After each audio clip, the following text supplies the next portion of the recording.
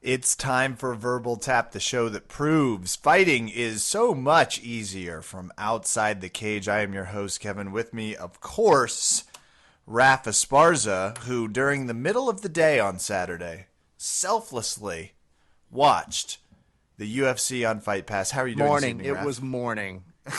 That's right, it was morning. Because I saw that it was on like noon Eastern time. And it was just like, Jesus. Yes, I was up early. You were up early. How are you doing? Like being early. I'm fine. No, it's fine. It's just annoying. And you know what the weirdest part about it was? We watched a movie on Friday night. Mm-hmm. And I'm a night owl. And I got some okay sleep this week, but somewhere around the movie ending at about 10, I just shut down. Like, we were watching TV, and I was like, oh, this is cool. Are we going to watch Goldberg? And then realized, I was like, how the fuck did I fall asleep? I woke up at, like, 7 a.m. And I go, how the fuck did this happen on a Friday night where I just knocked out? Like, I know I'm getting older. Party! I'm not this fucking old. But I realized my body shut down because there was a UFC fight. Ah, you think it just knows. You were like, that's what it was. Yeah, I think it's become so just acclimated because every other Friday I could stay up till whenever. But for this specific Friday, it's not like I stay didn't up till 3 doing beer bongs, playing flip cup. Like, I'm the man every other Friday. I'm not sure you understand what I'm saying, Kevin. That's exactly what I'm saying to you is my whole body recognizes responsibility. Unlike Kevin's, which just my body fights it. What? Yeah. I don't need to do anything. I do what I want.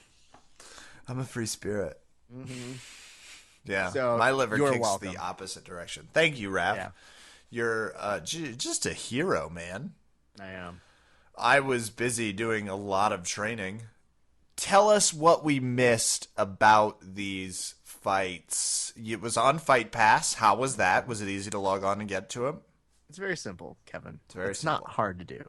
I will say one thing. The reason reason you hear condescension in Raph's voice is because I have yet to purchase Fight Pass.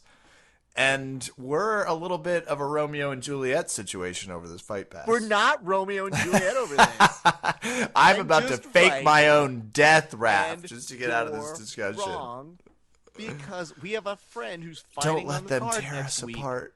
and you're not even going to see it. And then you're going to lie to Bubba and tell him that you saw his fight when you clearly did not. I will find a way. I mean, I get now you're guilting me in a good way. But I did not purchase them Saturday. Either way, that's just why the condescension exists, and we will have resolution. You justified condescension. Nice. That was a sneak in there. Raph, tell us about the card, because I didn't see it. I know, and don't worry, I've got you. Thank you. So, okay. I will say this. We're like Leonardo DiCaprio and Kate what's-her-name in that scene at the Titanic. Except you're holding up my hips as I'm flying through these. Was there ever any doubt who would be playing who? We should get that promo picture, by the way. It's a crime we haven't up until this point. Because who's more likely to say to the other, never let me go? Oh, yeah. I'm going to be on a raft of wood while you, ironically, raft. And the sad part is I'm going to be blowing a whistle that I could completely blow more into to get someone's attention. And maybe moved over a little bit more so that Can I just say I would share with you? Card. Yeah, I'm not just going to let you go. I'm going to move over. She was so selfish. Let's be very real. And if you manage to make it to what that a fucking point princess, movie, right? Yeah. Spoiler alert, by the way. You're like, oh man, there was a lot of really dumb love shit, and then shit fell down, and then this yacht won't even move over. I'm just saying she was fine when they hadn't had sex. She was all about being on his side, but then suddenly they knock boots. She's like, oop, no room on this raft. And then she's like, I'm going to honor your memory by just thinking about you every day because you're fucking dead because I didn't move over. So what would it look like if they met in the Octagon this fall on ABC? It's Resurrection meets The Ultimate Fighter. You've been waiting to find a way to try and sneak in a resurrection joke. Absolutely. And don't think I haven't been completely ready to shut it down. Did I I'm die? Gonna transition back over to the fights that were the original part. That's of a great this call. That's a great call. Thank you. You sleep with responsibility. That's the point you were making earlier. That's what I do. I will say this. Okay, so you were talking about the relative ease of using Fight Pass. Yeah. And I'll tell you this much. I actually looked at the WWE Network, which is the biggest rival to the UFC Fight Pass. Yeah, they did the same thing, yeah. It's night and day. It's embarrassing. Because to be very frank, on the UFC, you can't even access it on a PlayStation yet.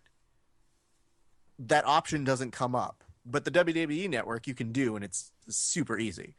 Then, when I hook up my computer to my TV, because I just like watching fights on TV, everything's going okay. And I watched all of the preliminary fights, and there's 5 of them. And that had changed because there were supposed to be more of them. But unfortunately, Davey Grant got injured to the point after the weigh-ins that the fight between him and Ronald Delorme actually ended up getting scratched off. Because I saw that. Davey Grant had a torn meniscus and didn't really disclose it, act upon it. I don't know. I think he was more surprised about it. Oh, I had read it like he knew and he just kind of got caught. That's interesting. Okay, it was a shock to him. Maybe he did. So either way, the fight card was a little different just in terms of how they order it. So my biggest problem that they have is you watch the main prelim section that they have, right? Yeah. And you're watching it on Fight Pass. There's no other way to watch it than watching it on Fight Pass.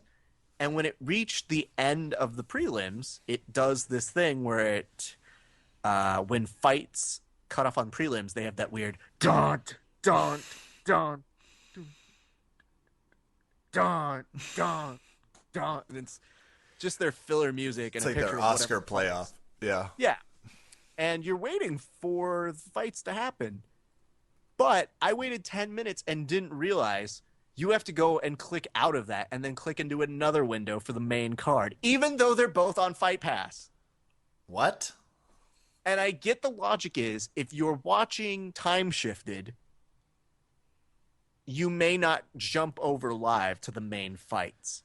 But there is a button that says live on there. So all they have to do is just say, one fight card. If you'd like to go live, press the live button. But instead, you have to sign out and then sign into another thing to watch the main card. When everything's on Fight Pass, it's just insane. I was going to say, I'm having trouble following this. If you ordered it, you would understand. But in relative simple to explain Kevin terms, thank you. It was that they broke it into 2 different parts when it was just one giant fight card that they could have just put on one simple section of the website. Anyway, other than that, actually not a bad set of fights. Okay. I liked it. We'll talk about the biggest one being Alexander Gustafsson versus Jin Manuwa, and Gus looked good. This is his first post Big John Jones fight. I was curious how he looked. He was really solid. In the first round, it looked like somebody dared him to try and land a submission. So he got side control and was looking at this straight arm lock and looked like he could have finished it. It looked like he had the opportunity. If he really wanted to commit to it, he probably could have got it. But then he got bored.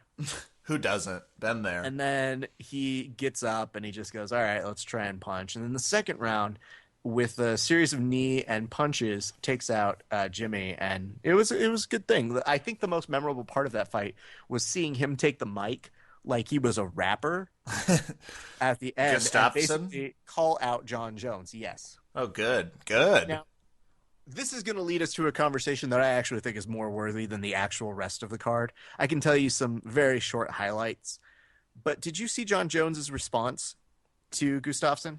I did not. Okay.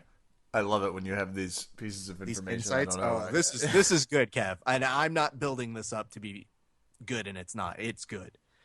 So, Gustafsson calls out Jon Jones, saying he wants an immediate rematch. Like, he's like, I think I've earned it now. No shit. Now, I tried explaining this to somebody who had no idea of what it was, and I was like, imagine taking a champ to the limit and pretty much beating them. And instead of getting your immediate rematch, the champ goes, nah, I want to fight some other people. Okay, yeah. I kind of fine. But on this instance, the person beats somebody pretty handily, and the champ says, nah. How about he fights Donald Cormier, and whoever wins that fight can fight the winner of me. Ooh. Jon Jones is a genius. He's trying to parlay this a little bit so that we can extend this forever. But if you really think about it, and the fact that Alexander Gustafsson didn't get an immediate rematch and killed the person who they were giving him to fill in the time, that's pretty bullshit.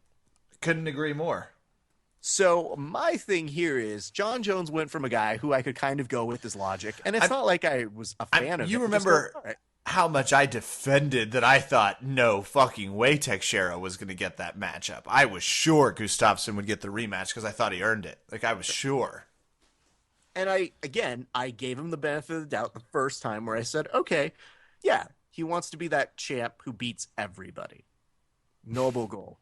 Yeah. This time, does it not look a little suspect? A little bit more like he doesn't want to give Gustafsson that immediate chance because he thinks maybe Donald Cormier might have a better chance of softening him up. To me, I think it's win-win, especially we know he's a guy that likes to prepare. He doesn't really know how to prepare for Cormier yet, and he doesn't really know necessarily. He didn't get to see what Gustafsson did to him, so from his perspective, I bet it's just wildly win-win. It's like first of all, I can flame off one of these real legit challengers nice and easily, and second of all, I can watch him fight a little bit and maybe wear him down, which is an interesting. I agree. I think it's a total avoidance move because the most amount of money for him would be to fight them all. Mm-hmm. And he'll have to, but that's fucking interesting. Nicely done, though. I'm impressed by Jon Jones. It's an interesting chess move play. I was not a fan of it, and I think that in a certain way, it's what people who don't like Jon Jones can rally behind. It's so oddly weird to hear him get off of that caliber of saying, yeah, I don't know. He's got to prove himself to me. Oh, he proved himself? He's got to do it again. Against a much tougher opponent. Well, to be fair, though, neither Gustafsson's most recent opponent or Daniel Cormier's, neither of them are much to merit. Like, I agree in the sense that they had some pretty easy fights. But he does have to fight Teixeira first still, right? Sure, he does. And no one wants to distribute the fact that he needs to concentrate on that fight more than anything else. But don't you think it's a little odd when somebody questionably beats you? And that your argument is that he needs to prove himself more? Like, that doesn't make sense. I agree. I think it doesn't make sense at all. I think Gustafsson is the natural number 2 choice. All right. If anything, let Teixeira and Cormier fight. Like Gustafsson and Jones fight again. Like, what a dick move. Hey, sorry, Glover. You were supposed to fight Jon Jones this week. But then we sobered up and realized making that promise to you was stupid. That would be awesome. I do have one other question, though, about Luke Barnett fighting his evil-looking twin, Mats Nielsen. God. Do these two look alike, or am I completely losing it? Because I think they're just foreign. Brothers? I can't tell. And how do you live your entire life with the name Mats? Fair. I don't know, but... Hey, Mats, you want to hit the gym? Dojo? Let's go. He's like, don't say it. Don't you say it again. We can always roll on the safety blue soft floors. Okay, sorry, buddy. Okay, if you look one above that on the Wikipedia page, you'll find that there was a submission attributed as a ninja choke. Alir Latifi? Mm-hmm. It was pretty sweet. I've never seen a ninja choke. I don't know what that is necessarily. Well, you never will. You'll never see it coming. I'm so fucked. Other thing to talk about, Michael Johnson was trying to finish Melvin Guillard, who was basically running away the entire fight. I read about this, that Michael Johnson, that happy. people started booing Melvin Guillard because he just was disengaging. Yeah, it was a little awkward to see. Pickett and Syria was a pretty okay fight. Gunnar Nelson getting a great submission victory. And Louis Godot, or Guttanut, I don't even know how to pronounce it. I'm not even going to mess around with it. Were we waiting on him by any chance? Stop it. He finished and executed a great rolling guillotine, which is always fun to watch for me. Yeah, I love a good guillotine. I actually saw pictures of that too. A rolling guillotine is almost like an amusement ride at that point. For one of you. And you just go, well, yeah, for one of you, obviously. Not for Phil Harris. Executing it. And, you know, if it's me and you doing it, there's definitely a lot less finesse to it. So to see it be done in such a nice way was just like, oh, damn, that looked awesome. So I would highly encourage you to go watch that. Those are the big takeaways. Also, this fight of the night and performance of the night thing, still questionable. Not working? Fight of the night went to Alexander Gustafsson and Jimmy Manuwa. Shocking. Though it shouldn't have. Yeah. You and I said that. It's such a horseshit new ranking system to just give the top performers more money. It's basically America in a tiny give out system. It's so weird. Well, it's also a potential, hey, Gus, we're really sorry we put you on this fight pass card, even though you used to be a headliner. Does 50 G's make you feel better about it? Ta-da! And then, what does a performance of the night go to? Whoever they had instead of Joe Rogan? The performance of Alexander Gustafsson and Gunnar Nelson. Oh, really? Yeah, they gave it so to the two two people? of them picked up. Yeah, Okay. and they do try and give it to two people. That's Dana's justification that more people can get it. But these are all above the card fighters, and the best fight was actually Brad Pickett and Siri had a great set of fights. It was a great fight in themselves. It's just disappointing that you're giving now Gus $100,000 when I could maybe justify 50 of it. No shit. He's getting a lot of it. We should also talk about the fact of this, Kevin. Hefty bonus time for the Gustafis. Oh, yeah. Gus made away like a bandit. But we should talk about the fact that when I was first listening to the commentary team, which was Dan Hardy and I think a Doctor Who. Yeah. It sounded like I was watching soccer and I got really confused. Good. Then they nailed it. Whatever they were going for, they obviously achieved it. I'm surprised. I assumed it would have been the normal UFC crew. I guess I'm way off base. But you weren't wrong when you texted that we could wipe the floor with them, I assume. I wasn't wrong. I'm pretty sure. You probably weren't wrong. No, when I heard them, and Dan Hardy, bless his heart, was definitely throwing in some, when I was a fighter comments. And it wasn't terrible. It just wasn't. No, I like Dan Hardy. I mean, I don't know about it. I can't speak to his ability to balance those two skills. They're very different, but I am. And the hard part for me is, as I'm watching it, Joe Rogan is definitely gold standard on all of this, and he's crazy in himself, but it's a kind of crazy that you've become accustomed to, and when it's gone, you don't realize, oh, wait, what are these foreigners doing here? It's weird.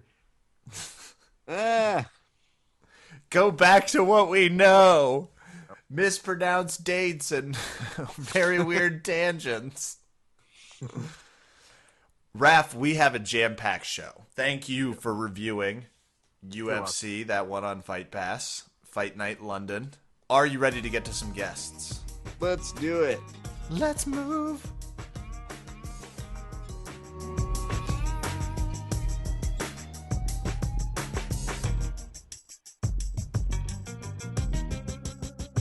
Verbal Tap fans, we have fighting on the Metamoris 3 card, so you already know Raph and I are stoked about the guest here today. We have Samir Chantre, just all around jiu-jitsu badass. Samir, I was looking at your very long list of accomplishments. You've won Pan Ams a couple of times at the no-gi. You've been competing for a while. How are you doing this evening, sir? I'm doing good, thank you. Training hard, so it sounds good. And you train with some very top-notch guys. Talk to us a little bit about your gym, just because I know whenever the rest of the jiu-jitsu world sees you guys sort of preparing for these tournaments, it's always really curious to hear, like, what's the mentality like at your gym, and who are you training with, and what's that environment like right now?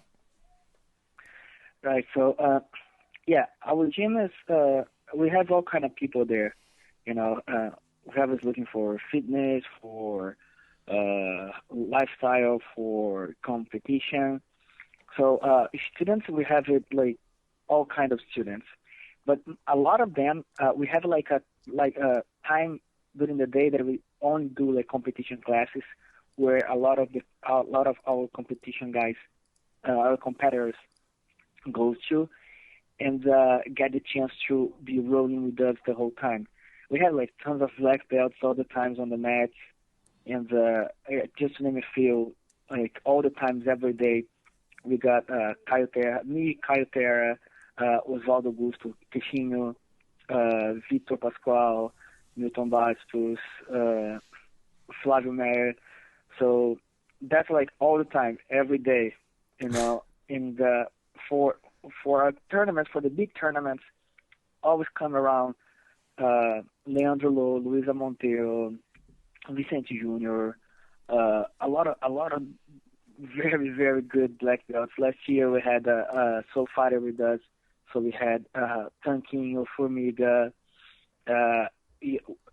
This year we had Kid Dale, Clark Gracie, Tanner Rice. Yeah, we saw some of the hilarious Kit Dale photos that have already surfaced. I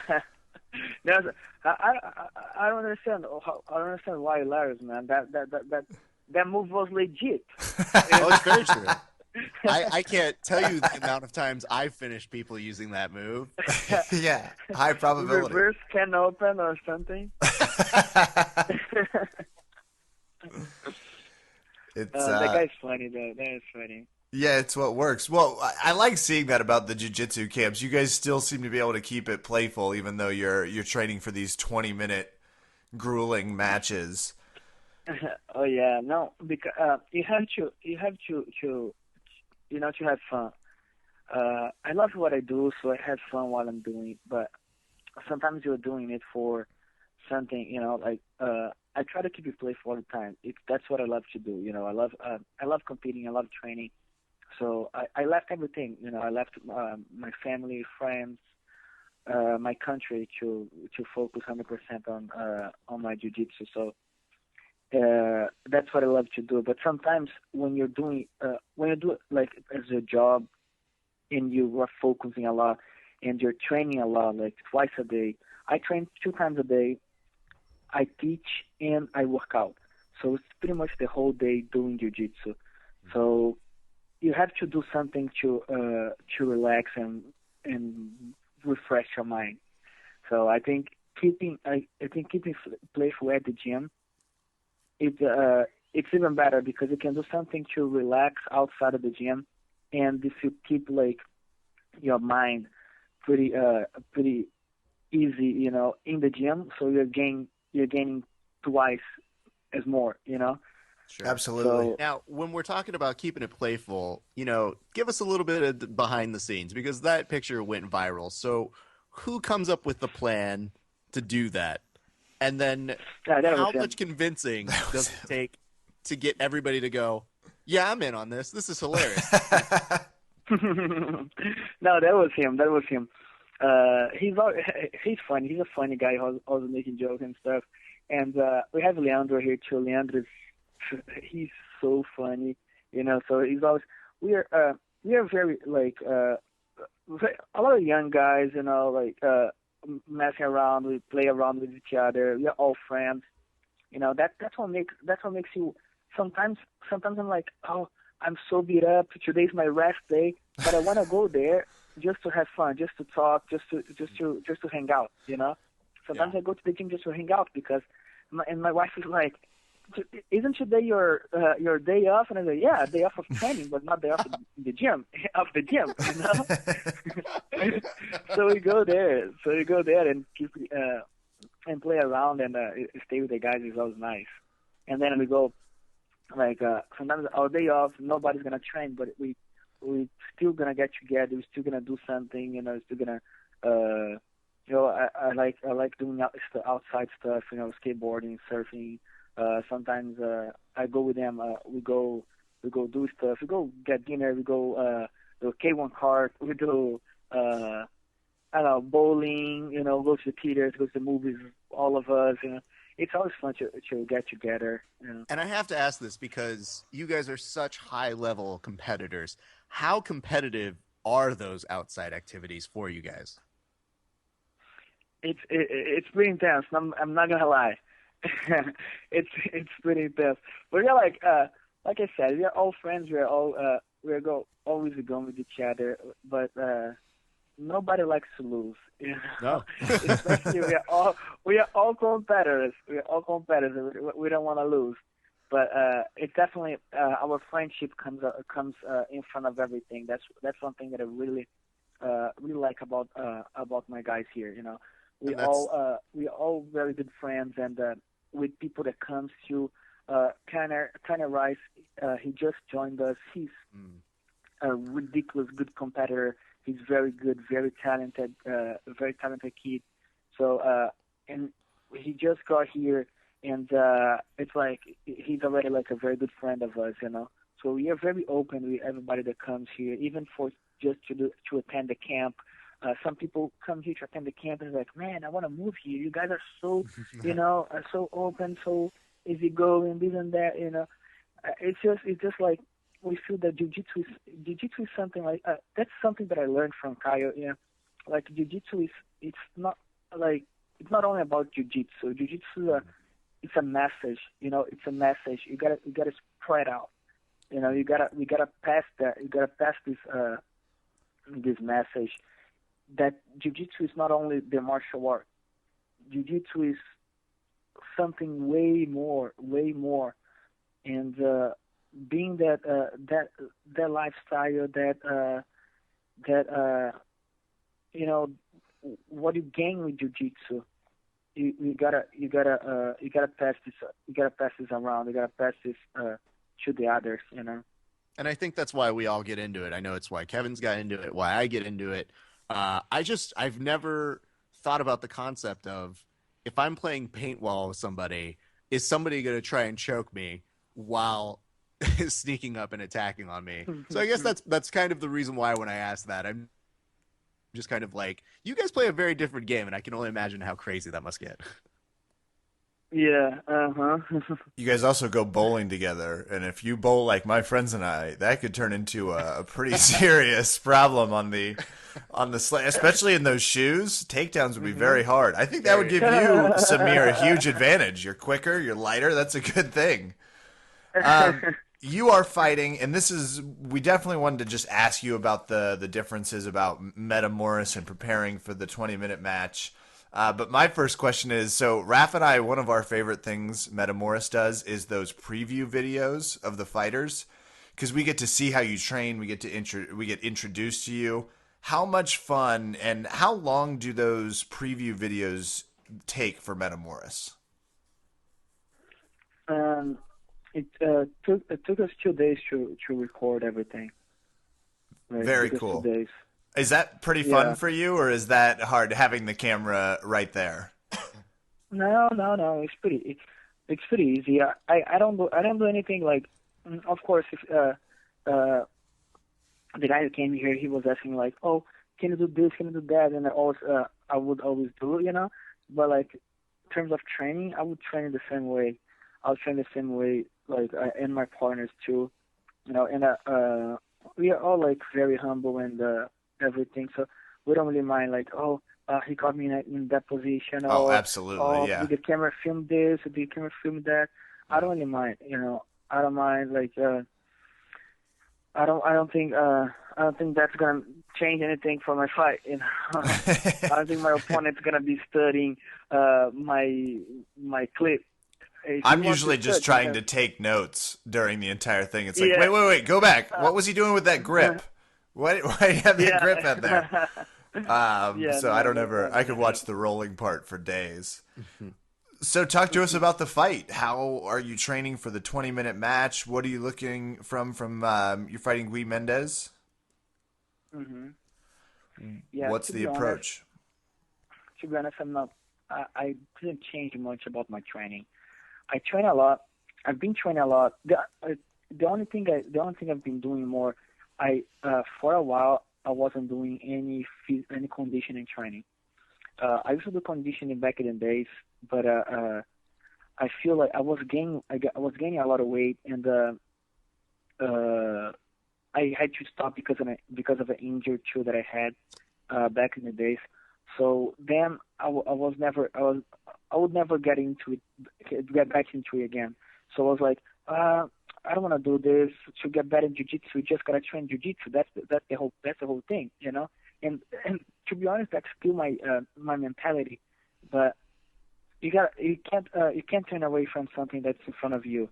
Everybody's doing it. Everybody is doing a lot of conditioning.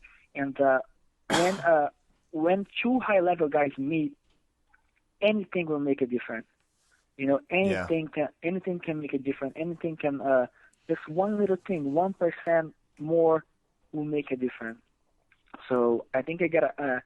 And I'm facing a very high-level guy. I'm facing a guy who is an icon for in our sport in a lot of ways. The guy won 3 times the world championship. He won in every single belt. You know, he's a very tough opponent. So I gotta do everything I can to get advantage. You know, I've gotta do everything I can to grow in every single way, and that's giving me a lot of confidence, to be honest, because I've been training a lot, and I've been very well prepared. I'm very well prepared. I'm training with 20, 30 black belts on the mat. I'm training a lot. I'm training with a lot of them. I'm training 2 times a day, very hard, and plus doing my physical training. And my body's answering really well. My body's like I'm feeling better than every single other camp that I've done. Oh wow! Now I have to ask this. So, it's not uncommon to hear in MMA that they'll have fighters come in and replicate their opponent's style. Do you have that going on in your training camp right now? Yes. Even Clark Gracie, he came here because we both are fighting the Mendes. I'm fighting Guy, and he's fighting Rafa. So we can exchange thoughts and strategies. That's cool. You know, that's very cool. Because the brothers, they have a very similar game, especially from the bottom. So it was good to have him here. Having Kyle is it's amazing. The guy is like a nerd. Mm-hmm. You know, it's a nerd in jiu-jitsu. he knows everything. You know, and and he watches. If he watches one video, he'll know every single detail. He'll know everything the guy did. You know, so he's like we train a lot, the specific training. We do a lot of specific training, but the main thing that we are training a lot to make sure I'll be prepared to push the pace for 20 minutes. That's the whole point. And I think that leads into my next question. Have you also been training for the possibility his brother may try to tag team and interfere in the match? I was talking to Clark about it. He said he's jumping. Oh, yes! That would be amazing. Tag team with Clark and Samir versus the Mendez brothers. I mean, I think you've already sold another 1 million pay-per-view buys. But shit. But here's my question: you do have Clark as an ally here, but would he be the tag team partner? I mean, would Caltera get a little offended that he wasn't put into this conversation? Ooh. No, he'll be there as my coach, so I'm sure he'll jump into. I like that this started as a goofy question that you had taken very seriously. Yeah. And that you really thought you're like, no, Raph, we've obviously considered this, you simpleton. It sounds like they've actually already had like a strategy session about this. We may need to cross-reference some of this with Clark, I think. I was going to say. Wait. Were you joking? Oh, okay. You know, I have this natural ability to make jokes come off as real questions. Yeah. It's just what I do. And I have this, and I have that to make answers. You guys could come out with like flaming rash guards. It's not a terrible. There's a marketing plan here too. Actually, I was curious. Are you fighting gi or no gi? Gi. Okay, it is I'm with the fighting gi. gi with the gi. Okay. I'm fighting gi with the gi. That's gonna get confusing. Crushing all of the marketing campaigns right now. I was gonna say. Yeah, I don't know how anybody thought about it before. You know, I'm like, somebody asked me that, and I was like, yeah, I'm fighting gi with the gi. And I was like, that's funny. Yeah. Did you get a say in that, or did they just tell you? Did you get a say in that, or did they just ask you to fight with a gi, or did you guys decide? How does it work? No, they asked me. Oh, okay. No, they offered me the fight. They told me who was going to fight, and I was like, yes, I take the fight, and they asked, oh, it's a gi or no gi, and I say gi, and I say yes. Oh, cool. Okay. I wasn't sure if they just threw a gi at you and you're like, see you on March 29th. I was hoping it was going to be like a coin toss. It was going to be like, and... No. But it would be interesting no gi too. I like no gi. But, yeah, we noticed. Yeah. Your record enjoys the no gi. I also looked you up on BJJ Heroes. It says your favorite submission is the triangle. Is that still accurate? Yes. True or false? Yes. Okay. Oh, it's a yeah. Okay. I wasn't sure. I was going to start screaming that we were more trendy, but still triangle. Any specific setup? Where do you set it up from? Everywhere, to be honest, but spider guards are my favorite. All right. So again, I'm just taking notes. Sorry, I was just adding to my personal game. And just to flesh out a little bit of your background and your history, I'm a huge soccer fan, soccer player.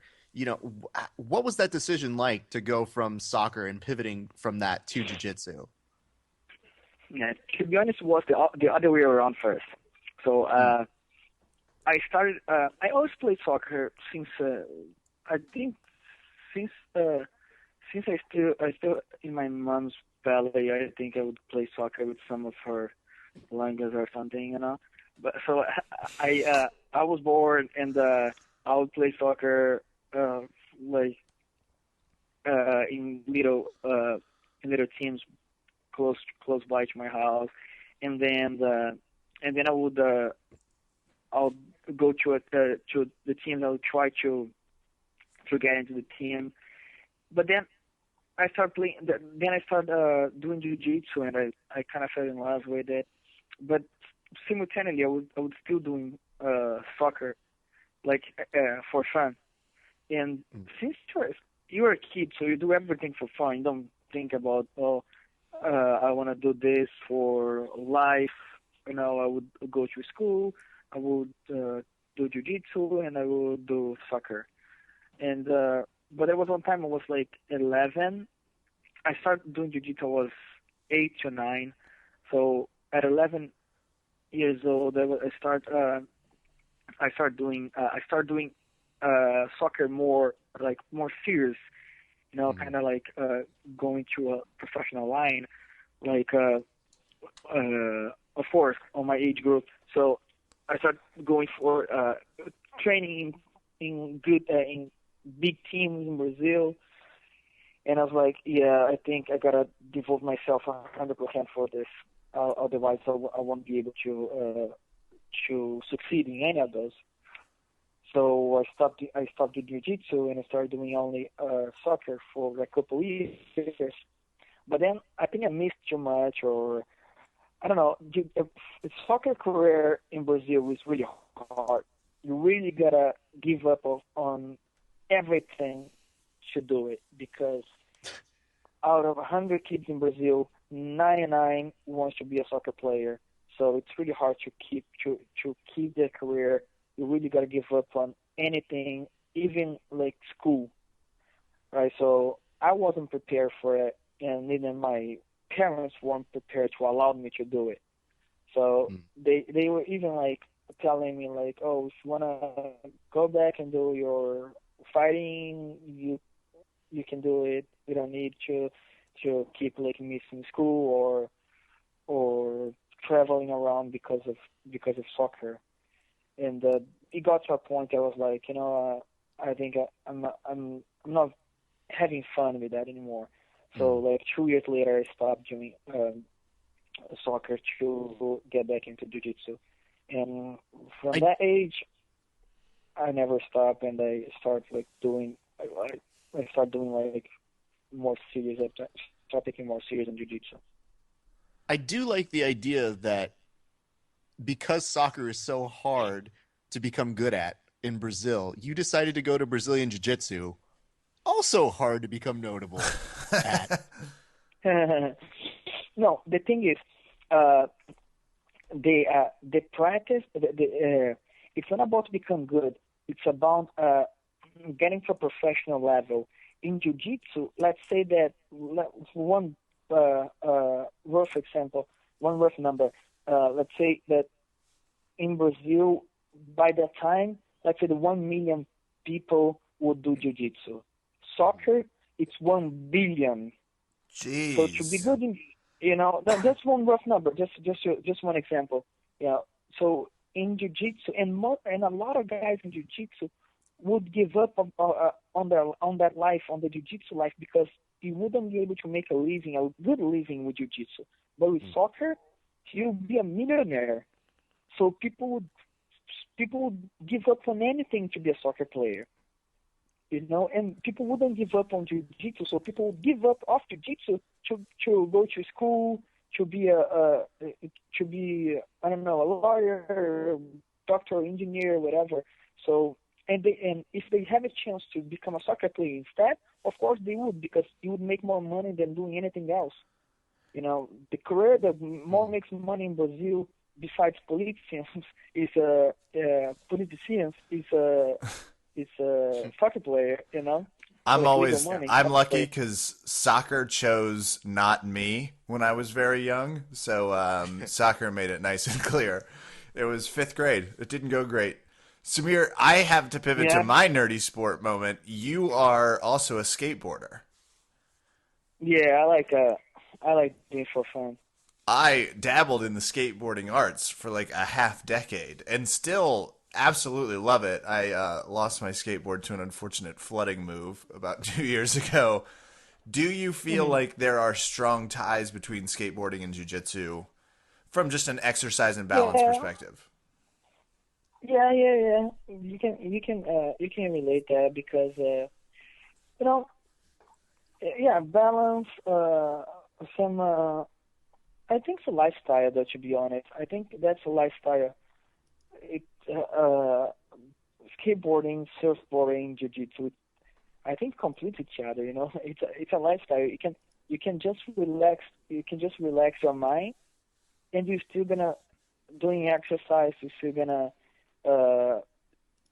use your abilities that you gain with jiu-jitsu on the board. Whichever it is. Plus, after falling on concrete a lot, I mean, the mats seem almost easy, which was something I was... That was way softer, huh? Oh, yeah. What is the coolest thing you can jump off of? Because mine was a picnic table. That's... No, I do more street. I like more longboarding. So okay. I like more like cruising around. Yeah, the functional side. And I like appreciating the nature, pretty much. There you go. Not like a tricky guy.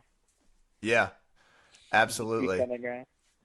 Samir, we were seeing you have a website, so if people are listening and they are interested in getting in touch with you, SamirChantreBJJ.com. Of course, they can always find you out at your school. It sounds like competing with, at any given point, quite a number of people. You're fighting on the 29th. Who are your sponsors right now? Who's sponsoring you from just the gi and fight perspective? Yeah, I'm with Control Industries, which takes care of my my gis and also sportwear. My shirts. You guys can take a look of their sick designs. ControlIndustries.com. It's ControlIndustries.com. Like that guy has some sick designs for gis and shirts, sweaters, and everything, all related to jiu-jitsu. It's really, really nice, and people are liking it a lot. There's no way not to like it. It's pretty nice design. It's like. Oh yeah, I'm digging some of these T-shirts. Sorry, we're huge gear nerds. I like that black gi a lot. Nice. Okay. Good work, man. Now so that Kevin's gonna spend all of his money. Yeah, he would have been spending on the podcast. You definitely just earned that. Yeah, we're good for a while. Nice. I'm looking for my Samir walkout shirt.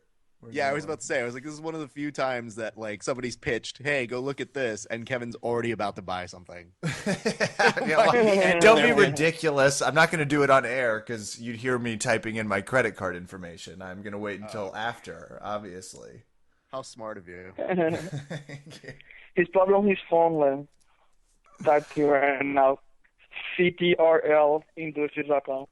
Yeah, ControlIndustries.com. I like that name too, Control. Well, Samir, we will obviously be watching on the 29th. We'll be cheering for you. We really appreciate you coming on the podcast and wish you the best of luck with the fight season. Ladies and gentlemen, Samir Chantre, thank you so much, Samir.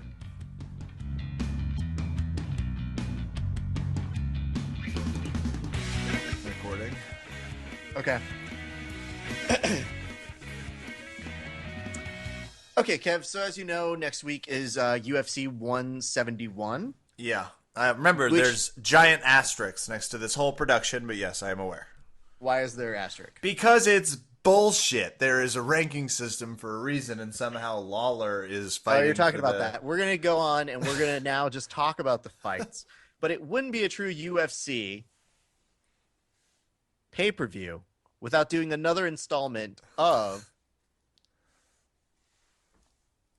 Do you know what installment? Over under Kevin, over under Kevin, over under Kevin. Woo! Woo! We need to work on an actual song. Don't worry, it just played. Yeah, I really need to work. Terrible. But Kevin this time has no idea who we're putting on. Doesn't matter. It doesn't matter, but I do not know who it is. Okay, well, I'm about to add who it is, and I want you to know, Kevin, that this is somebody who is a friend of the podcast. He has no idea we're going straight into the actual podcast. Ladies and gentlemen, please say a warm hello back and welcome our friend, Marshall D. Carper. Oh. Hello. Marshall Carper. Marshall, come on. You're better than this. You're here to play over under Kevin against the Master? I am, and I am prepared, actually, to dethrone the Master. So I would like to point out the Master is actually not on this podcast because Kevin has never won over under Kevin. Shut up, Raph. Yeah, shut up, Marshall. You too. I don't need either of you in your judgmental reallys. Yeah, well, that is true, though. I have never. We're just stating facts, Kevin. Technically, Marshall, tell us, what have you been up to, and how are you doing this evening? I'm doing well, and I'm trying to think of what have I been up to. Been plugging away at Artichoke Media. We talked a little bit about that last time I was on your podcast.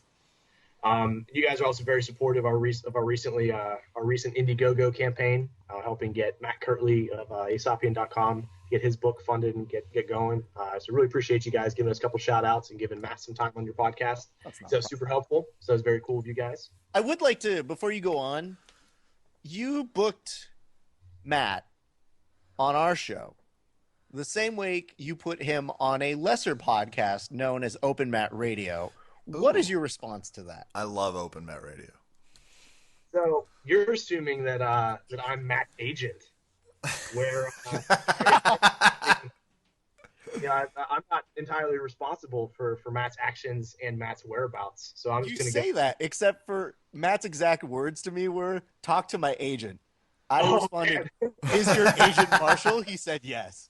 Now, here's the thing. I don't mind because, I'm so behind your guys' campaign, and I'd like to point out that we here at Verbal Tap have been successful in 100% of our efforts to help people reach their Indiegogo fundraising campaigns. So credit to us. You're welcome.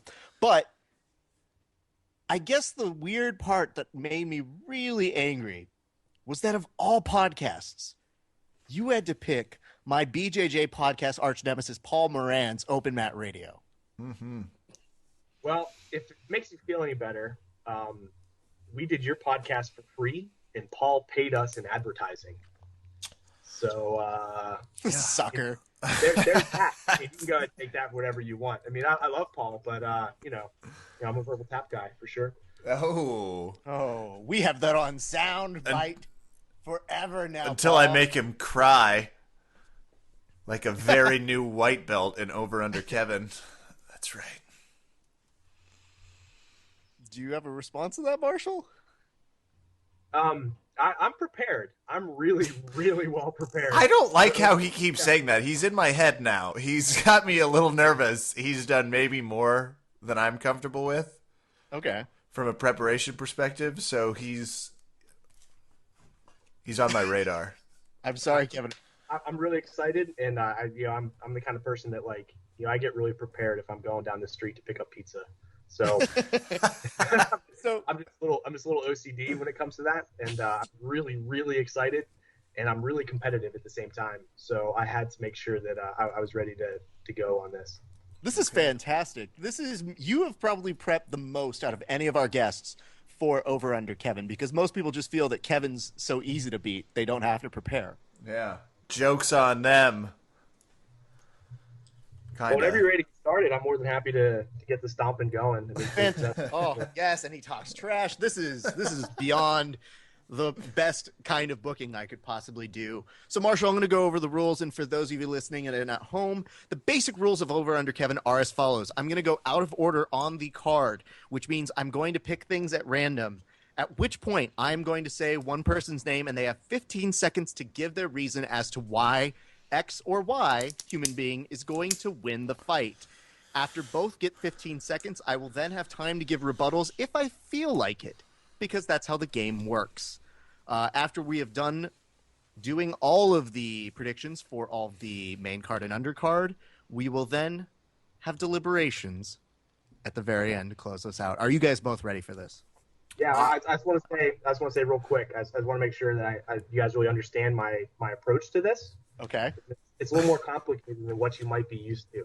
Okay. So I don't know if you're familiar with Moneyball. Have you guys ever seen that movie? Yes. Brad Pitt on the hill, or like absolutely. The guys they use like Madden football to predict his Super Bowl. Mm-hmm. Yeah. So I have my own Moneyball, or my own Jonah Hill, as it were. I brought my wife with me. Whoa. And she's going to do my predictions as my prediction connoisseur here. Hi, boy. First of all, there's a story behind this, and it's totally legit. You guys can go and tell me I'm breaking the rules. That's fine.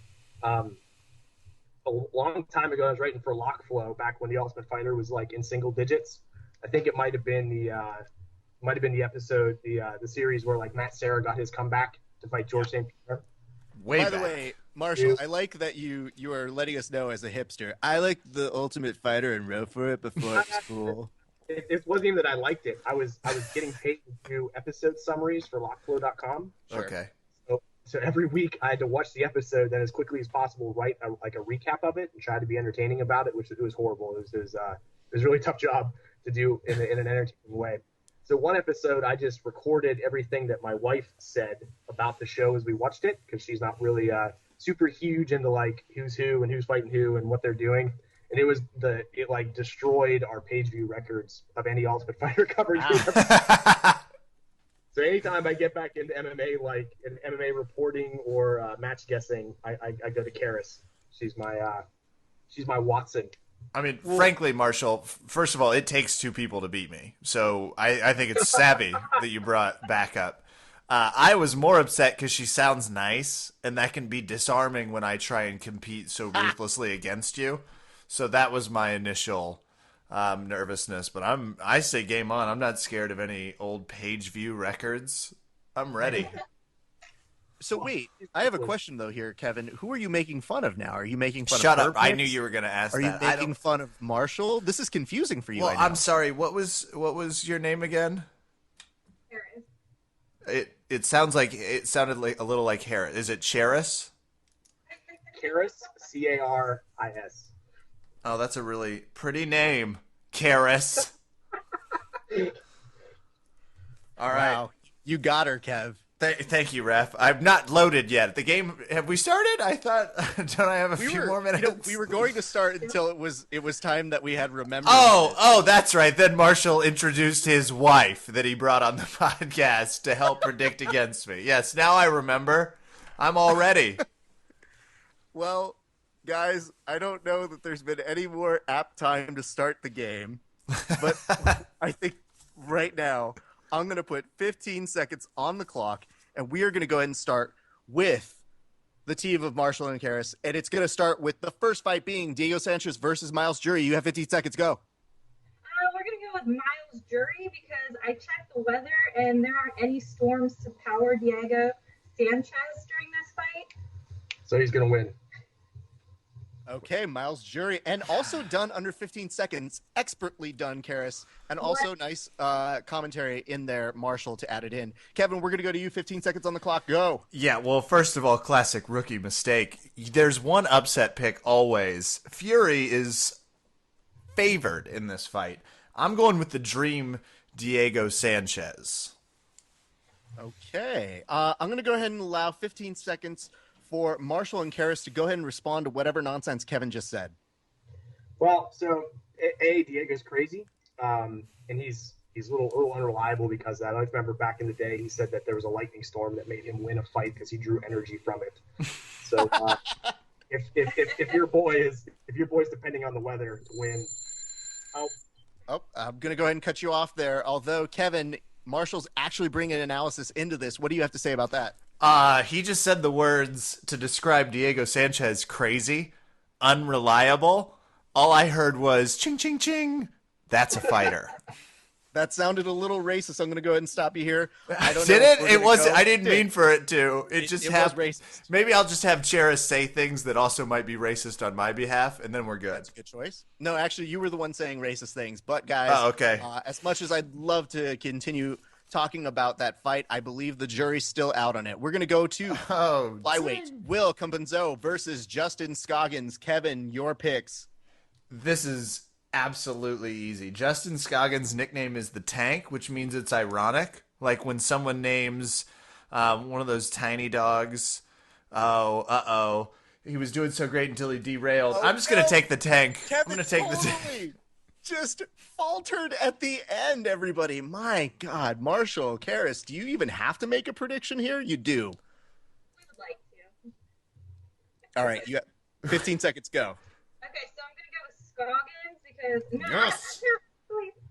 I let me restart. I'm going to go with Will Campazino because Scoggins sounds like a Hobbit name, and they're usually cool people. They don't really belong in the octagon. You know, I'm having a really hard time thinking I'm going to cut off Caris. So this is a really strong play by Marshall to bring his wife on, because it's really hard to keep her to 15 seconds and really enforce that because she's a guest. If you named a Yorkie Tank, that's going to be a tough dog, was all I was trying to say. If we could. Okay, Kevin, you have your rebuttal time. Go. Absolutely. First of all, she agrees with me, and of course I'm referring to Marshall. His wife also does. The Tank is going to win. You heard the pivot forward. Let's stick with it. It does sound like a Hobbit name. You know what Hobbits do well? Kick things. You know what else? Fight. What the hell book did you read? I actually didn't. I went to Spring Hill High School in Kansas. We did not have to read a lot of literature, if you can believe it. As noticed on our podcast. Yeah. Marshall and Caris, do you have a response to that? I don't think we really need to respond. I mean, I think we're pretty solid. Yeah, we're good. Yeah, we're good. Wow. We'll let the judges rule. Go ahead. Wow. Okay. Thank you for permission, by the way, to continue on the game that I am facilitating. I We're would going to never go on do to that, our Rep. next fight, which is Raquel Pennington versus Jessica Andrade. And we'll start with Kevin. Oh, this is easy. First of all, I got a tough 17 parlay going on, and that starts with Raquel Pennington. Raquel Pennington once had her arm broken during a fight, kept going, kept fighting. I'm always going to pick someone with the nickname Rocky. All right, Sealed. we're going to close Kevin out. All right, Caris and Marshall, who do you guys have for this fight? So I'm just going to say these are some bad bitches, and in honor of Women's History Week, I pick both. Wait, who did you pick? In honor of Women's History Month, we pick both. You can't pick both. We just did. That's not in the rules. They're not in the rules. I like pick that. them up as we go along. She's not wrong, though. Just saying, maybe you should be more clear about the rules, Here's Raph. what I'm going to say. Okay, guys, you can go ahead and play whatever game you want on this, but the winner will be decided by most accurate wins. So really, this is going to be a mulligan. Ooh. Oh, unless it's a no contest or a draw, then we get double points. There's no Oh, such thing as damn double it. points. Shit. Quit Oh, inventing okay. the rules. That was a good one, though. That should. That was a if pretty you close call one. I was it- almost going to give it to you. But I'm going to say I'm going to need one woman's name from the two of you guys. We're going to go with the opposite of Kevin. Yeah, the opposite for sure. Opposite of Kevin is also an acceptable answer. I Yeah, like where you guys' that one- heads at. We're going to go to our It's next also fight. a real winning strategy. Like, it's Vegas odds, legit. if you bet against Kevin, you actually make You two would be times your making money, so much money over the last year. at least. And All right, I'm guys. trying. Like, I'm not trying to be bad at this. It just happens. Marshall and Caris, we're going to go to our next fight, which is Daniel Padina versus Rob Whiteford. So, you want us to go first? Yeah, you guys go first on this one. I'm going to go with Daniel Padina because he's man enough to go for the reverse tramp stamp, and that's the winner of my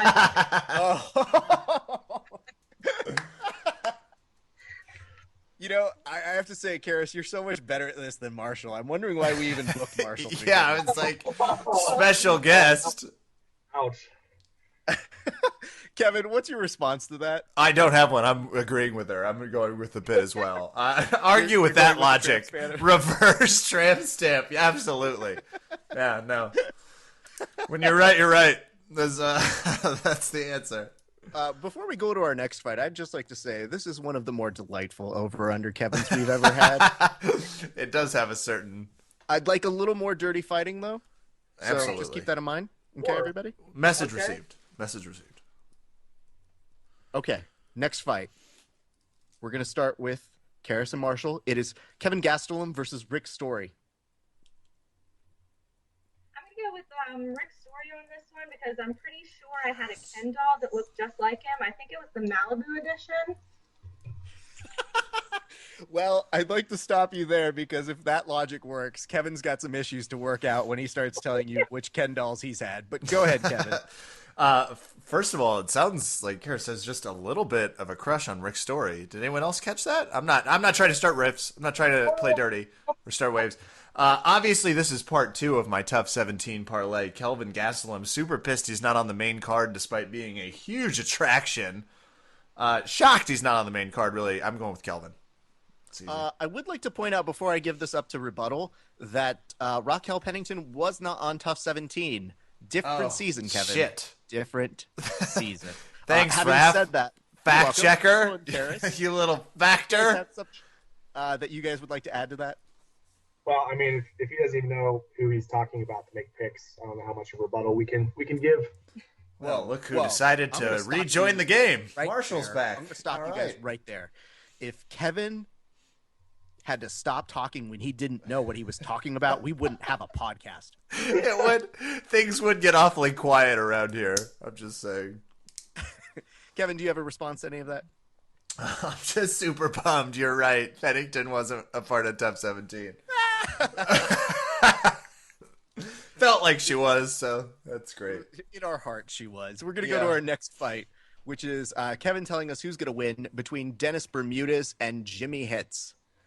Oh, God. First of all, they're both made of rubber, so this fight won't end. It'll just go till the end. I'm going to go with Jimmy Hitz. He just... His nickname's The Kid. I don't know. I don't have anything. You didn't have any reason to go for him. That's fine. Caris and Marshall, who do you guys have? Definitely Bermudez because he looks like Antonio Banderas, and Zorro is a vamp. What? Hold on. Jimmy Hitz kind of looks like Dean Winters. Kevin, you have 17 seconds to respond to that because I feel there's a gold mine. Okay, Jimmy Hitz looks a little like James Franco, which is obviously a little bit more our generation. So he's a Bamf. Bamf? Does Bamf mean what I think it means? What do you think it means? Yeah, what do you think it means? Badass motherfucker? Yeah. Sorry, I said it as tentatively as possible. That's fine. It was a very noble attempt to keep things PC. But I will say, before we get lost in the Bermudez Triangle, let's move to our next set of fights. I'm loving your puns, by the way. These are genius. Don't stop the pun transition train. The one thing I work on this is maybe writing an occasional pun. That's how much work I put into this. Our next one is Oven St. Pierre versus Nikita Krylov. And we're going to start with Marshall and Caris. Go. All right, so we're going against Krylov against this one because his nickname's Al Capone. Yeah, right. Evasion and had syphilis. That's not a very good. All right, Kev, what do you got on this one? First of all, just by the look of these two fighters, I assume this fight is to the death. So we're picking way more than just the outcome. I guess I'm gonna go with Al Capone. I fucking hate that his nickname's Al Capone, mostly just because of his jaw. It's very protruding. Is that what it is? It's a protruding jaw. It bugs you the most. You don't lose. Do you have a response to any of that? I have a protruding jaw. I'm not sure what he has against protruding jaws. I would need some clarification.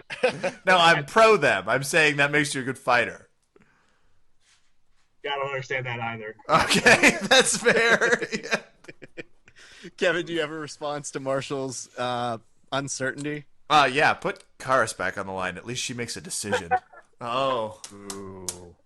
I'm trying to figure out how many different ways I can pronounce her name, too.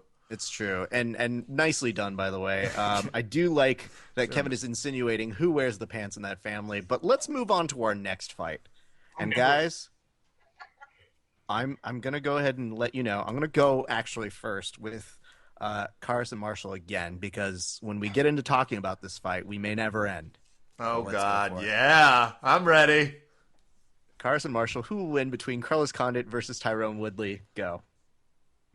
Okay, I'm going to go with Carlos Condit because of the way he rocks that body. And if you haven't seen it, his moves are up on YouTube right now. Woo! Wow. Okay, hold on. I'm going to stop right here. This game has been going very well up until this moment. And it's not you guys, Marshall and Caris. It's going to be Kevin. Yeah, because this is me. As much as Caris is talking about his hot body and his movement, Kevin is now going to have 8 seconds. Yes, I said 8. What? Yep. To describe why Carlos Condit is going to win this fight because Kevin is madly in love with him. Gavin, go. You've got 8 seconds. He's the best ever. He's just the best fucking fighter in the goddamn planet. His preparation, the way he conducts himself, he's the ultimate concierge. Plus, he's getting fucked on this fight. Number 2, fighting against the number 11. What the hell is going on here? Oh, this year's national championship will be between the number 1 team and the 47th. The Fighting Redford Badgers are going to take on Duke for the ACC championship. That's what Dana White's doing to us. This call if you don't cut this shit out. Okay. Marshall and Caris, what is your response to whatever Kevin was trying to say there? Well, so our pick is going to stay Condit, but I interviewed Woodley like way back when he was first starting out.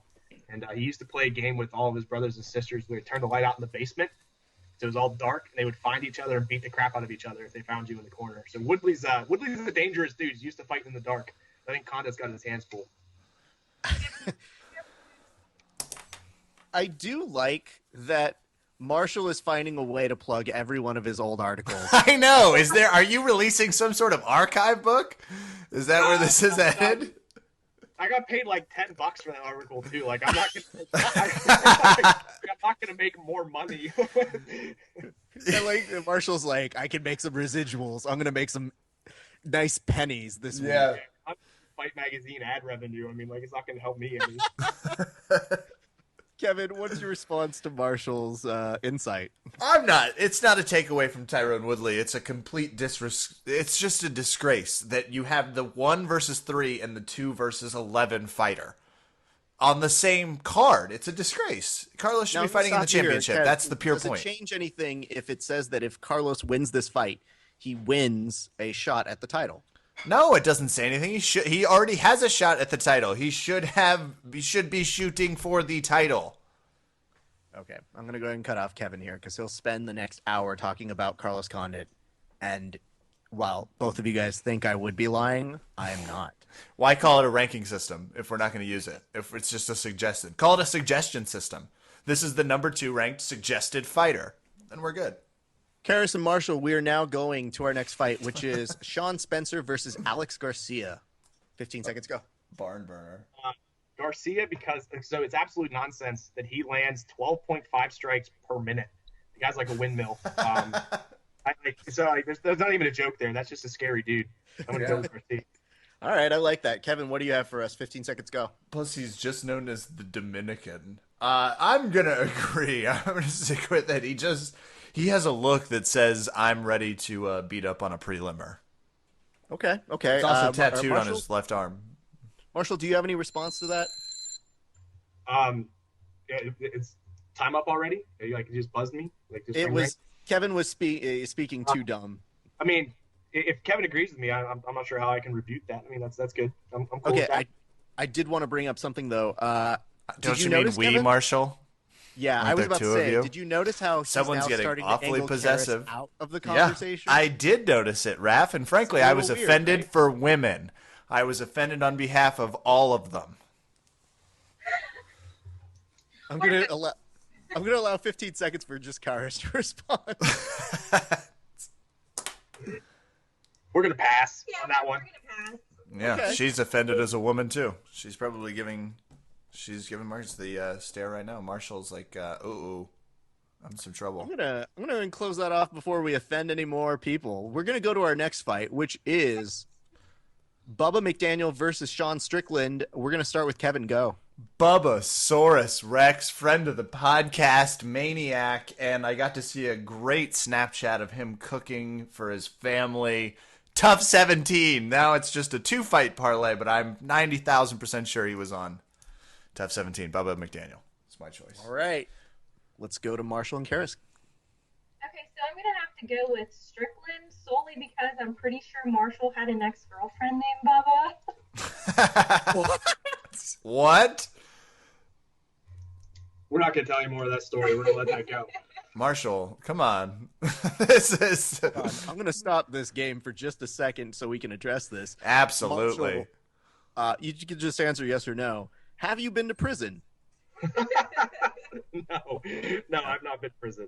Okay, well, I was going to say that was your out on that one. Yeah, I was going to say. Yikes. Okay. Well, since nobody else has anything other to say, Kevin, do you have anything to say? Working on Bubba McDaniel. I lost to him in last over under, Kevin. So I'm working on his promo, and I'm thinking tights. There's a spoiler. Fill in people who don't know here. Marshall and Caris may not be familiar. What was the bet wager that you made with Bubba? I have to cut a video promo, like an old school wrestling promo about what a great fighter person he is. Keep that in mind, you guys. Bets on this contest. I mean, I feel like that changes everything. We didn't make a bet. Well, not yet. No. It's coming. So now you have 3 more picks to figure out before we make that final bet. We're going to go ahead and go to you guys next. So the next fight we have online is going to be Jake Shields versus Hector Lombard. Go. I'm going to go with Hector Lombard because, let's be honest, the guy has shin tattoos. You look at Jake Shields and you're like, oh, that's a nice squiggly line. Let's go to Kevin. Kevin, First of all, she's using my technique, which is where you solely analyze fighters based off of their tattoos, which means I like that my chances here. You know, I'm going to fall back to an old jiu-jitsu guy. I'm going to give Shields the benefit of the doubt here, though I do not think he's going to win. So I would vote with that. Okay, Marshall, do you have anything here? Paying attention. Well, on a serious note, like Lombard has like 100% takedown defense rate, and Shields that's not are good. not like, taking down middle schoolers. I mean, it's embarrassing. It's like his jiu-jitsu is awesome, but his wrestling is just not there. Interesting. Kevin, your response? Yeah, I actually really think Hector Lombard's going to win this fight. Plus Lightning. Great nickname for someone with very aggressive shin tattoos. We're going to stop here for just a second. I'm going to go ahead and open this up to Caris. If you were to give Marshall a nickname as a fighter, what would it be and why? Let it loose. Go ahead. You got nothing? Really? Of all the things you've ever said to me, you don't have anything. I feel like that would just hurt you as a man. You would have to celebrate Women's History Month as well. Wow, we are getting almost more than we bargained for here, people. We are learning so much about Marshall, and I guess the fact that he would become a woman, I don't know, this is confusing. We're going to our next fight. I mean, Marshall always has to take it to the ground. He will never stand up and fight me, so I'm always calling it. I can't actually say what I call him. Whoa. I like where this is going. This is where the fight is at. Can you write it down and take a picture of that note and send it to us via email? Is that No, we're not going to do that. We're not going to make this official. We're not going to put it in writing. Okay. We'll leave it to the ages then.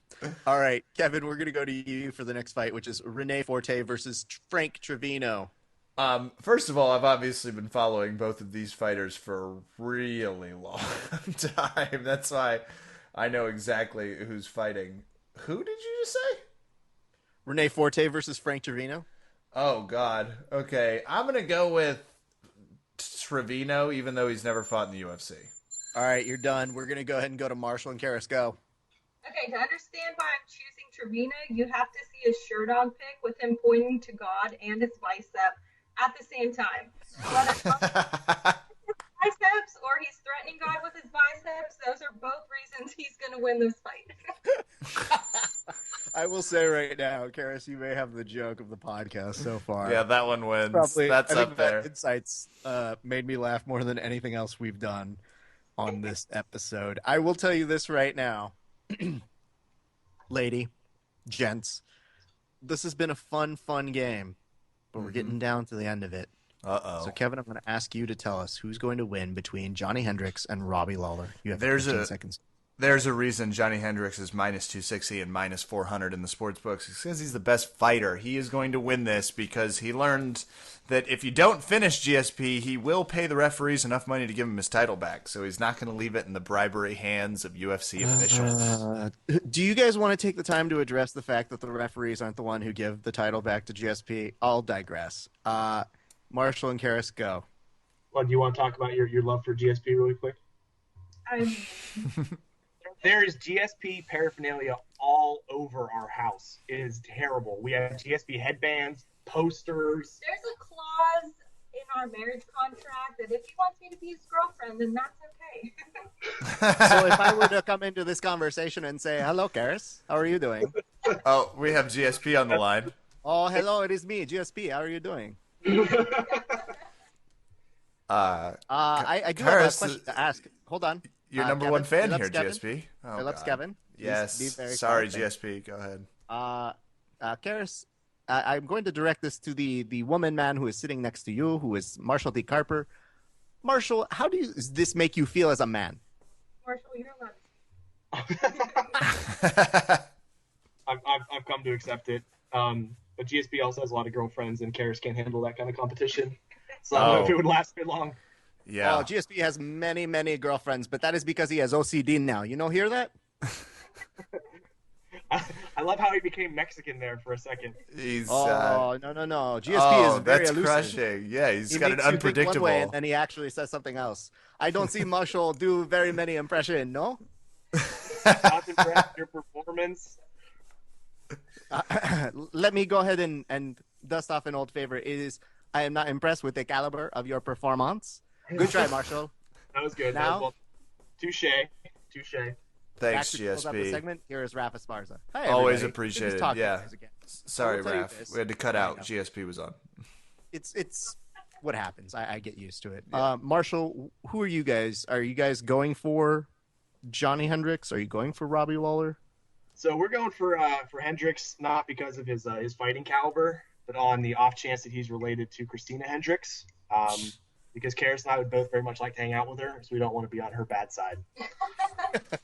What a wonderful and delightful way to go ahead and Oh, everybody wants to hang out with her. She's great. Absolutely. She has a great personality. Yeah, I bet that's it. Let's see what we've learned today. We've learned a lot about their marriage, I think. Don't you, Kevin? Absolutely. Yeah. Yeah. And Caris, Marshall, what have you learned about Kevin today? Superiority. That he's as beautiful as he sounds. His predictions are like the wind. Oh, I'm sorry. You guys probably wanted to answer. Go ahead. No, I don't know. Made me feel really awkward. See? Now, how does it feel? I'm just turning the tables mentally. I'm trying to... Even though what are we playing for here? That is what I am transitioning to. Marshall, Caris, you had some time the past 3 fights to figure out some kind of good bet that you can make Kevin do. Now, keep in mind, Kevin has had to, A, dress up like Uriah Fiber. He's also had to mail out a random mystery box of 2 items to someone he lost to. And most recently, he's now had to cut this pro wrestling promo. What are the stakes that you guys would like to bet Kevin with? That's a pretty tough one. Are we, as the guests, allowed to let Kevin pick his stakes first? And then we essentially we'll agree on one together. So for you two, I'm thinking like, I feel like I want you to do like a family Christmas card, maybe dedicated to just to me though. Like instead of it being about your family, I just want you to like talk about probably things I've accomplished for 30 seconds. And I really, if I win, I'm going to need a strong Caris endorsement for this one. All right, we can do that. That's a deal. Okay. Ugly sweaters. Done. That's the last stipulation. Rock sweater party. We will spank you at the ugly sweaters. Perfect. Wow. Okay. That's what I want. I like stakes in the stakes. Marshall, were you saying something? I wasn't saying anything interesting. I'm just trying to think what to bet Kevin. I wasn't really prepared for this. I was so worried about the actual competition. I didn't think about the glory and the riches that I wanted to get by sacking Kevin's village. I don't know. This is a great time to remind everyone that by worked really hard, it means he had his wife come on and answer the fight analysis for him. So just keep in mind. I will say, Marshall, I've had to keep him around for like 5 years now. That's a lot of work. Marshall, I don't normally allow this. Normally I guess the stakes are kind of mirrored. Is there some kind of bet you'd like to put Kevin's way?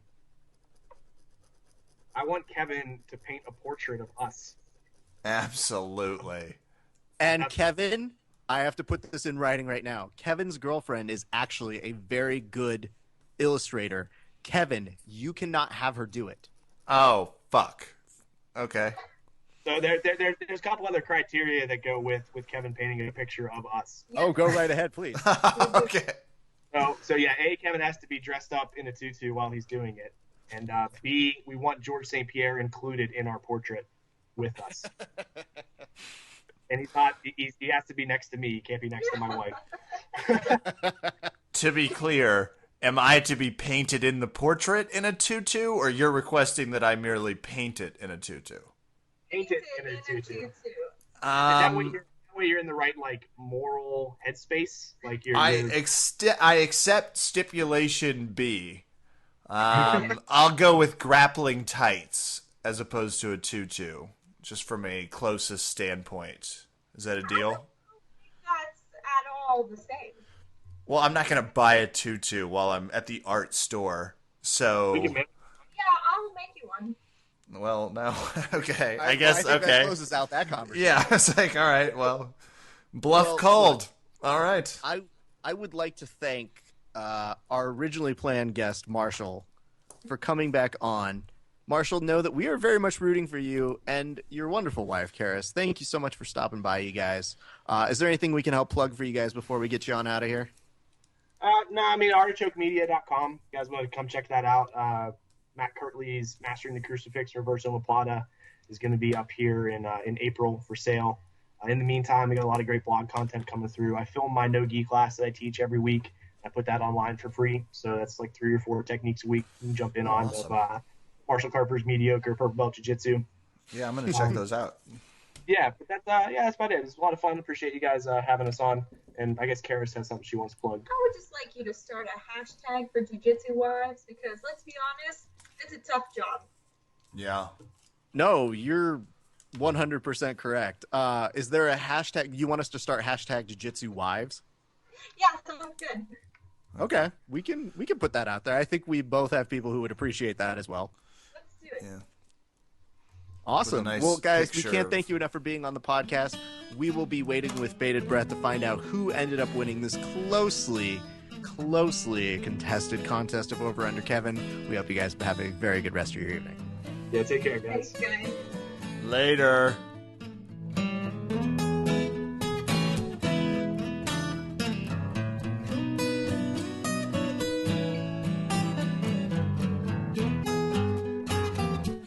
Verbal Tap fans, there's no bigger friend of Metamoris. We love the caliber of fights they get. We love the caliber of fighters. Here to talk more about his jiu-jitsu journey and what it's going to be like to fight at Metamoris 3, we have Zak Maxwell on the line. Zak, how are you doing this evening? Oh, I'm doing pretty good. You are fighting at Metamoris 3. We already saw your trailer. It was one of the first ones to come out, which means there was a lot of pressure, and it also meant I was obsessed with it for a little while. What is your training regimen like right now as you prepare for, and it's a gi match, correct? Yeah, it's a gi match. And what's your fight camp looking like? Where are you at in the training process? I'm pretty far along, just mostly sports-specific training right now, just kind of doing long matches and stuff like that with my training partners. And you have been doing jiu-jitsu forever, at least as far as you've just been in the sport a long time. Tell us how you got connected with Metamoris. What was like the selection process like? How did you find out you were getting a fight? Just talk us through that process.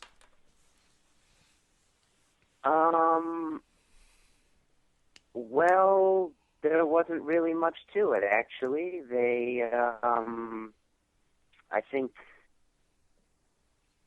they just gave me a call and asked if I was down for it, and I accepted. I think maybe somebody gave me a kind of a recommendation.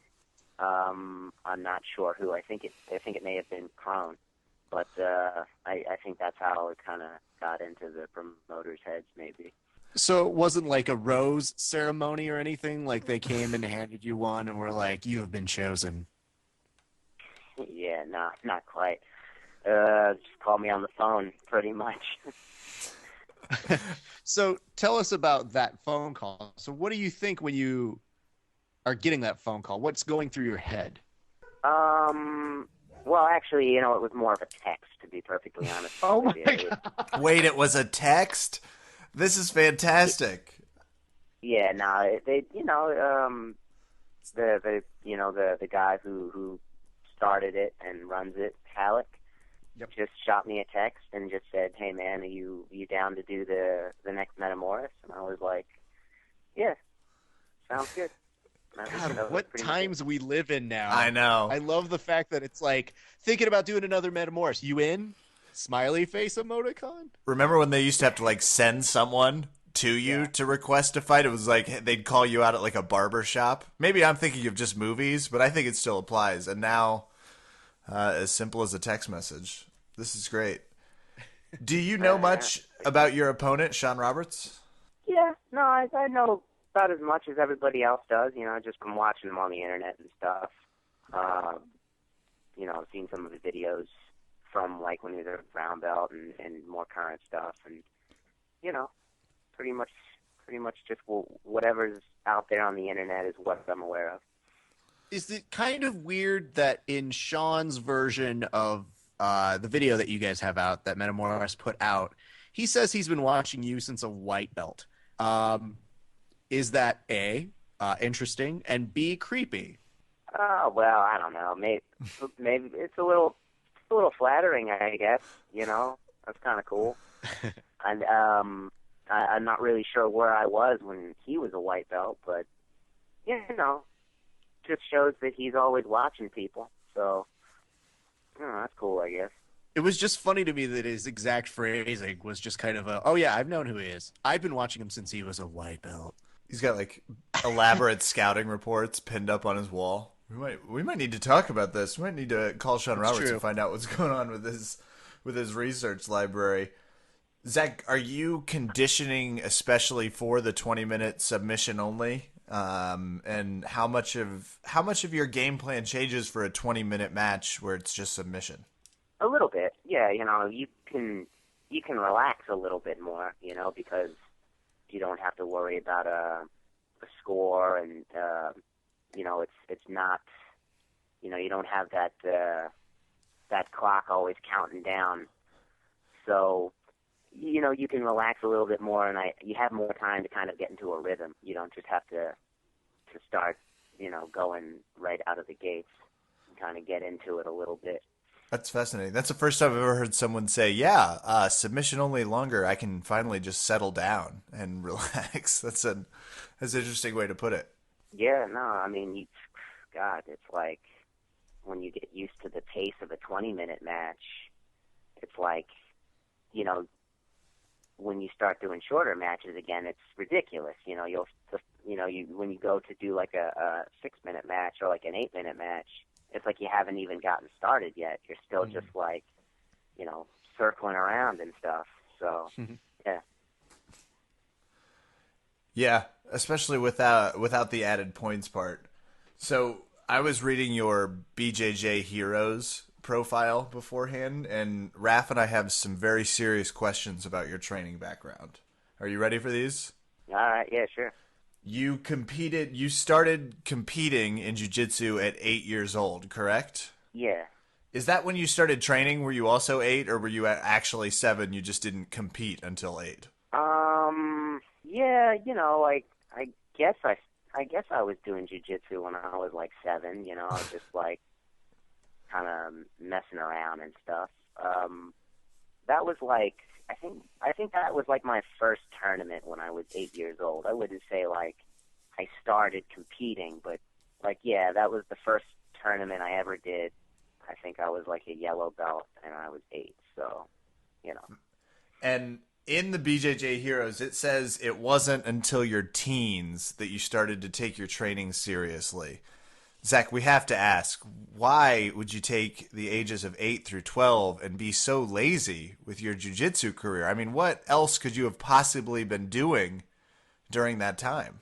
God, I think like Power Rangers were dominating the majority of my time. So, I didn't have much ambition or motivation, besides, action figures and video games. Absolutely. And how does it feel to be such a slacker, looking back at those ages? Missed years. Like, what's the biggest thing that you felt you missed out on? God, I don't know, Do you think you'd be like a 20-time world champion by now if you'd really taken those years seriously? Who knows? Maybe. I don't know. It's like sometimes I think about that, but probably not. Probably not. I would say. I'd have to say I'd probably be where I am now anyway. I just have a feeling I would just be where I am now no matter what I did. It's about the journey. We just like that it kind of chastises you as though you really didn't focus until you were a teenager. It's like most people discover jiu-jitsu much later in life. So you're kind of this new generation that's been doing it forever. What do you think has changed the most about your game since so you've been doing jiu-jitsu for well over 15 years? What do you think has been the biggest evolution for you? The biggest evolution? Yeah, for those of us that are trying to steal tips on how to continue to develop. For a long time, especially when I was younger, I just kind of wanted to play more of a top game, I suppose, but it wasn't until I really started working on my guard that things started really turning around for me. And I think that was really kind of the turning point once I started getting better on the bottom and more comfortable with my sweeps and my game from there. Okay. That's very nice. I do have to ask, it's got to be really cool to be on a Metamoris card where you have not just your match that I'm sure you're looking at, but of course the one that everybody's talking about between Hoyler and Eddie. So what is your investment in that match? In Hoyler's match? Yeah. Well, I've been training a lot with Hoyler. Been helping him get ready for this before I even knew I was in the event. So I definitely, want to see him do really well.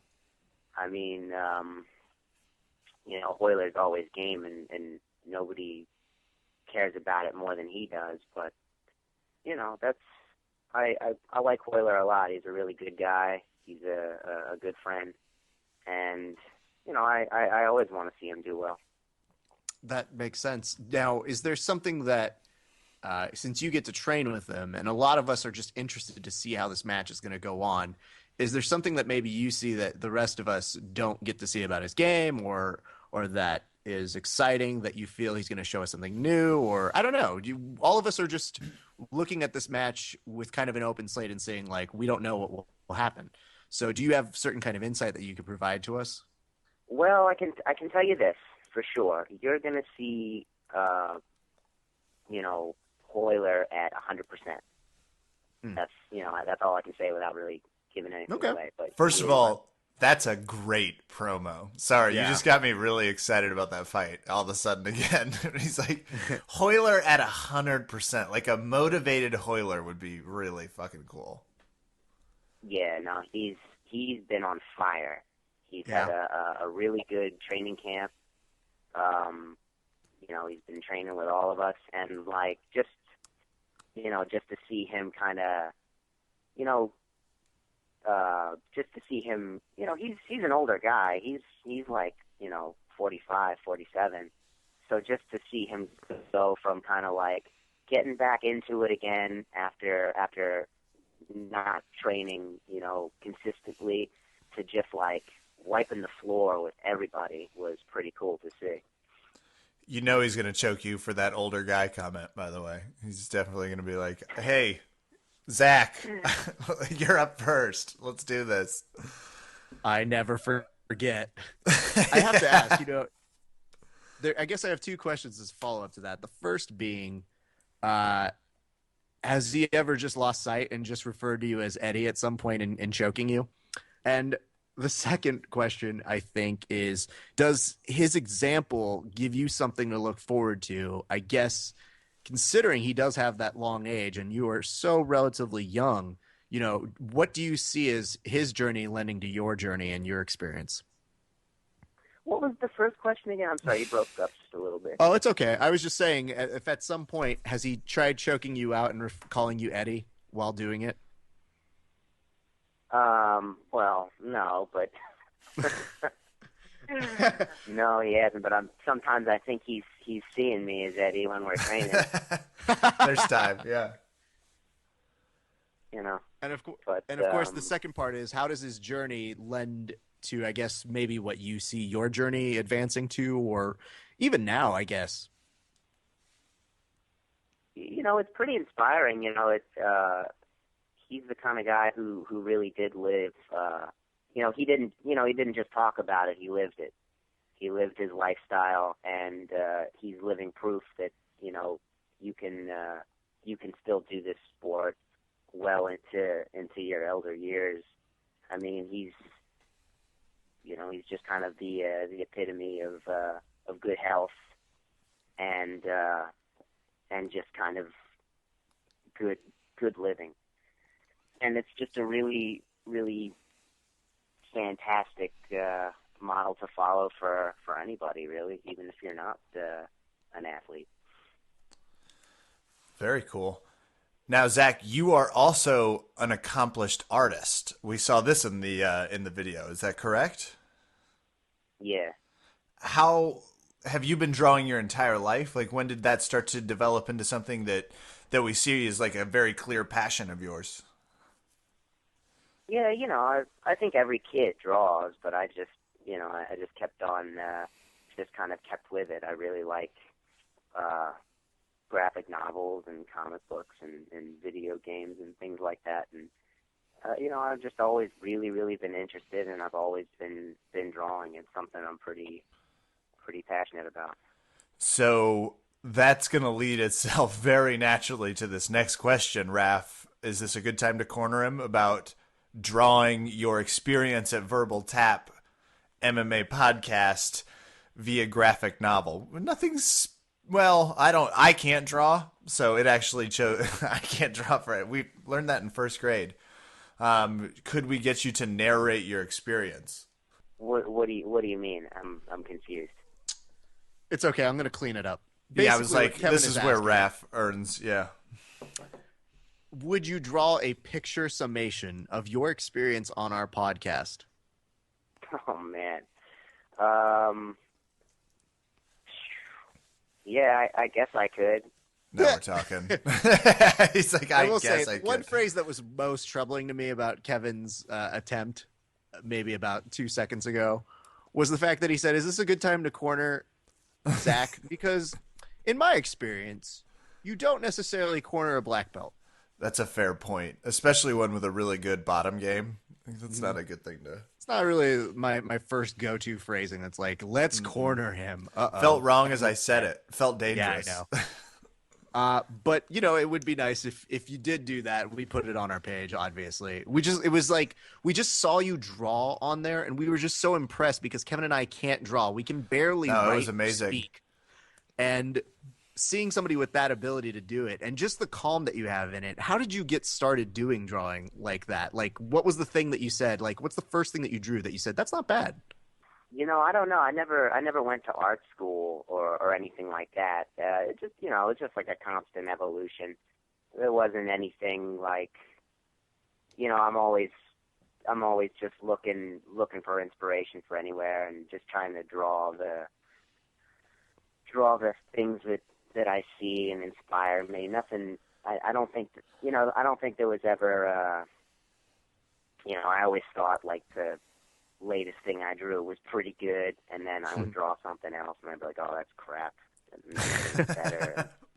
I mean, I felt at ease when I saw some of your influences, just when they did a zoom in on the different types of things that you had, and when you saw the hallmarks like a Watchmen, and you saw a lot of the different type of anime, I was like, "Oh, you can see those kind of influences in your work." Yeah, no doubt. Everyone at home, Metamoris 3, March 29th. Of course, you will have to get the live stream because it's already sold out. Zak Maxwell is fighting Sean Roberts, 20 minutes, submission only. Zak, we really appreciate you stopping by the podcast, and we cannot tell you how excited we are to see you fight on the 29th. Yeah, sure. Ladies and gentlemen, Zak Maxwell.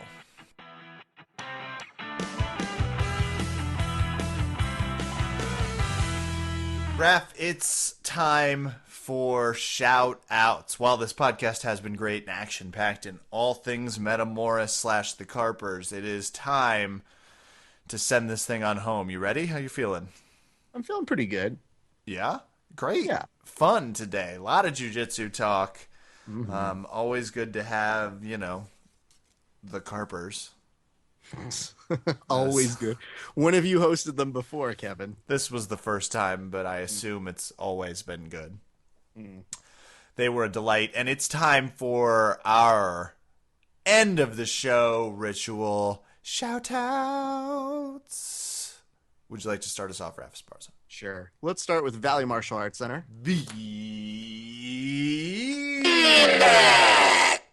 Put it away. Nobody likes that thing. Stop it.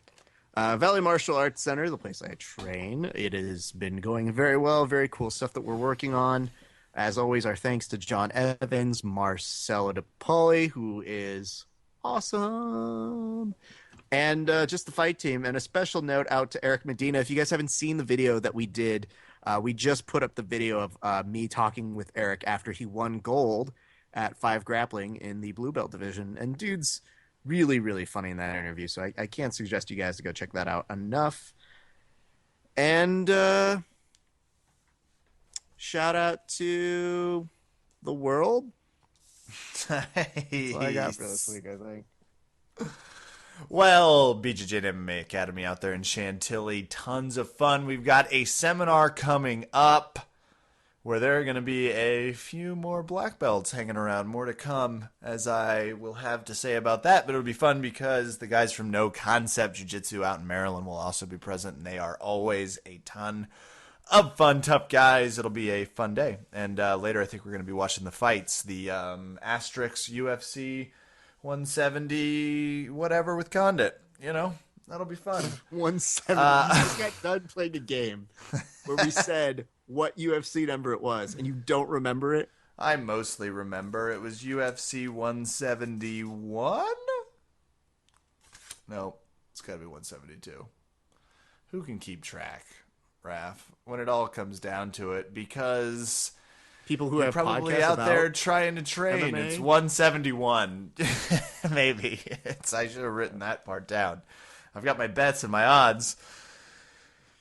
BJJ Finder, the world's premier jiu-jitsu locator. Don't forget to check it out. If you're looking for a gym to train, you just plug in your zip code. You can find their app on iTunes. It's right there. I've been using our friends from BJJ Training Journal a ton as well. Love that app. Please check it out. That is going to do it for me.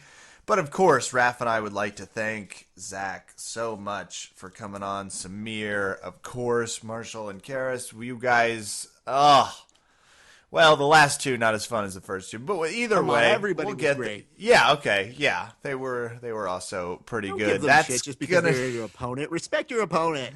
Do it for us here at Verbal Tap. I'm Kevin. Thanks for listening. Good night and good. Bye.